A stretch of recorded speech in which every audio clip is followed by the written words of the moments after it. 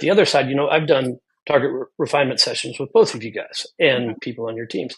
And one of the things that I really enjoy is we start laying out a number and we see, all right, this is a measure that we want to really improve.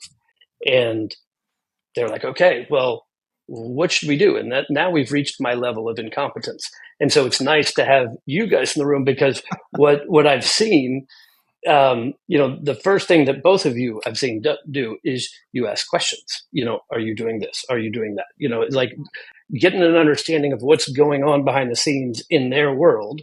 And then it's this back and forth discussion that typically comes up with, oh, that's interesting. We haven't thought about that. Let's go back and look at that. Not that you're always going to come up with answers, but being able to come up with things to go explore, because it's one thing to set a goal. It's another thing to understand how you're going to get there if this is something that, has traditionally been a struggle. Oh, for sure. For sure. In that same space, I think a lot of plans have star rating managers at that level, and it's all right to have a star ratings manager at that level, provided the accountability for that program rolls up to a much higher level, right?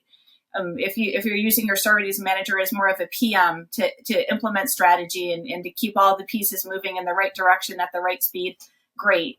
But I think that accountability really needs to live at a higher level, right? You need somebody like a high level leader who's in those rooms with provider negotiations, with the formulary conversations. That's a decision maker at that level, because that determines your ability to set star rating goals, right?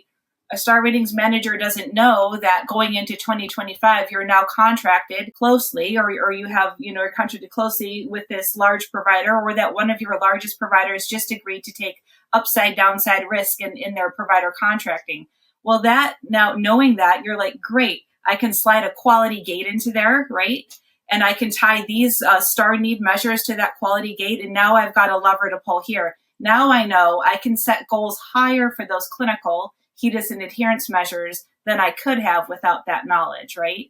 So it's just having that global cross-organizational input and knowledge is, I think, key to knowing what is attainable, right? What levers do I have to pull?